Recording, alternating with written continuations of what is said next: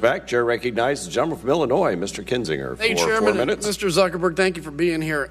Given the global reach of Facebook, I'd like to know about the company's policies and practices with respect to information sharing with foreign governments, if you don't mind. What personal data does Facebook make available from Facebook, Instagram, WhatsApp to Russian state agencies, including intel and security agencies?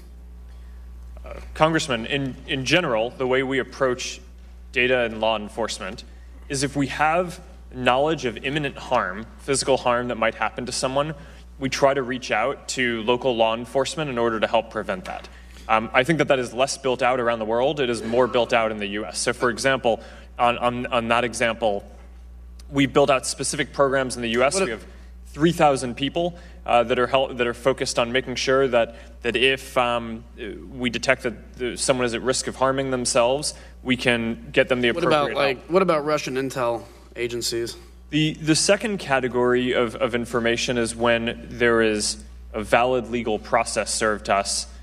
In general, if a government puts something out that's overly broad, we're going to fight back on it.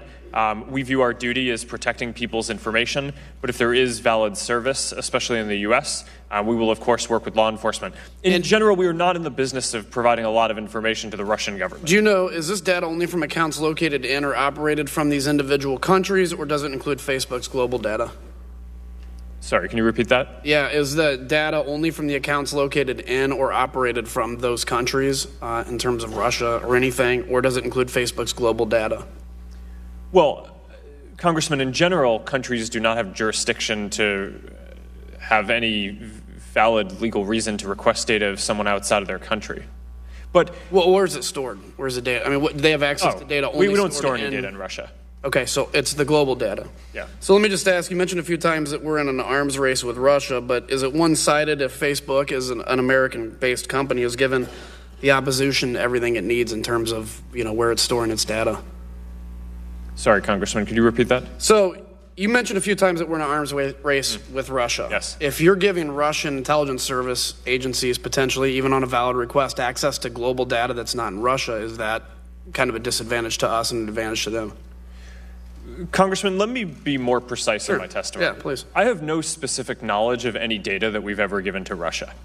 In general, we'll work with valid law enforcement requests in different countries, and we can get back to you on what that might mean with Russia specifically, but I have no knowledge sitting here of any time that we would have given them information. That'd be great. Now, I've got another unique one I want to bring up. So I was just today, and I'm not saying this as a woe is me, but I think this happens to a lot of people. There have been, my pictures have been stolen accounts all around, and in many cases, people have been extorted for money. We report it when we can, but we're in a tail chase. In fact, today, I just I just put on your website Andrew Kinzinger, and he looks a lot like me, but it says he's from London and lives in L.A.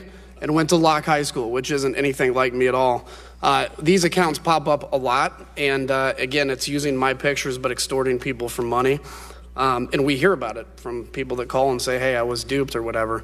I know you can't control everything. I mean, you have a huge platform, but can you talk about maybe some movements into the future to try to prevent that in terms of maybe recognizing somebody's picture and if it's fake? Yes, Congressman, this is an important issue, and I mean, fake accounts overall are a big issue because that's how a lot of the other issues that we see around fake news and foreign election interference are happening as well. So long-term, the solution here is to build more AI tools that find patterns of people using the services that no real person would do. And we've been able to do that in order to take down tens of thousands of accounts, especially related to election interference leading up to the French election, the German election, and last year the U.S.-Alabama Senate election, special election. And that's an area where we should be able to extend that work and develop more AI tools that can do this more broadly. Okay. Gentleman's time expired. Chair recognizes the gentleman from New Mexico, Mr. Lujan, for 4 minutes. Thank you, Mr. Chairman. And I want to pick up where Mr. Kinzinger dropped off here. Mr. Zuckerberg, Facebook recently announced that a search feature allowing malicious actors to scrape data on virtually all of Facebook's 2 billion users. Yes or no? In 2013, Brandon Copley, the CEO of Giftnix, demonstrated that this feature could easily be used to gather information at scale. Well, the answer to that question is yes. Yes or no, this issue of scraping data was again raised in 2015 by a cybersecurity researcher, correct? Congressman, I'm not specifically familiar with that. The feature that we identified, I think it was a few weeks ago or a couple weeks ago at this point, was a search feature that allowed people to look up some information that people had publicly shared on their profile. So names, profile pictures, if I may, public Mr. Zuckerberg, I will recognize that Facebook did turn this feature off. My question, and the reason I'm asking about 2013 and 2015, is Facebook knew about this in 2013 and 2015, but you didn't turn the feature off until Wednesday of last week. It's the same feature that Mr. Kinzinger just talked about, where this is essentially a tool for these malicious actors to go and steal someone's identity and put the finishing touches on it. So again, one of your mentors, Roger McNamee, recently said your business is based on trust and you're losing trust. This is a trust question. Why did it take so long, especially when we're talking about some of the other pieces that we get to the bottom of? Your failure to act on this issue has made billions of people potentially vulnerable to identity theft and other types of harm from malicious actors. So on to another subject. Facebook has detailed profiles on people who have never signed up for Facebook, yes or no? Congressman, in general, we collect data of people who have not signed up for Facebook for security purposes to prevent the kind of scraping that you were just referring to. So these are called shadow profiles? Is that what they've been referred to by some? Congressman, I'm not familiar with that. I'll refer to them as shadow profiles for today's hearing. On average, how many data points does Facebook have on each Facebook user? I do not know off the top of my head. So the average for non-Facebook platforms is 1,500. It's been reported that Facebook has as many as 29,000 data points for an average Facebook user. Do you know how many points of data that Facebook has on the average non-Facebook user? Congressman, I do not off the top of my head, but I can have our team get back to you afterwards. I appreciate that. It's been admitted by Facebook that you do collect data points on non-average users. So my question is, can someone who does not have a Facebook account opt out of Facebook's involuntary data collection? Congressman, anyone can turn off and opt out of any data collection for ads, whether they use our services or not.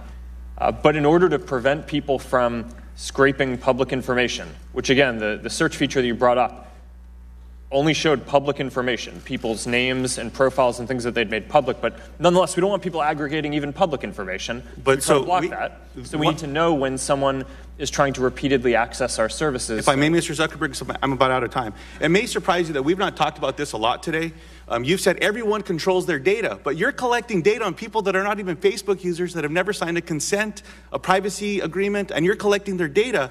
And it may surprise you that on Facebook's page, when you go to I don't have a Facebook account and would like to request all my personal data stored by Facebook, it takes you to a form that says go to your Facebook page, and then on your account settings, you can download your data. So you're directing people that don't have access, don't even have a Facebook page, to have to sign up for a page to release their data. We've got to fix that. The last question that I have is, have you disclosed to this committee or to anyone all information Facebook has uncovered about Russian interference on your platform? Congressman, we are working with the right authorities on that, and I'm happy to answer specific questions here as well. Gentleman's time's expired. Thank you, Mr. Chairman. Chair now recognizes the gentleman from Virginia, Mr. Griffith, for 4 minutes. Thank you very much, Mr. Chairman. Appreciate you being here. Let me state up front that I share the privacy concerns that you've heard from a lot of us, and I appreciate your statements and willingness to, help us figure out a solution that's good for the American people. So I appreciate that.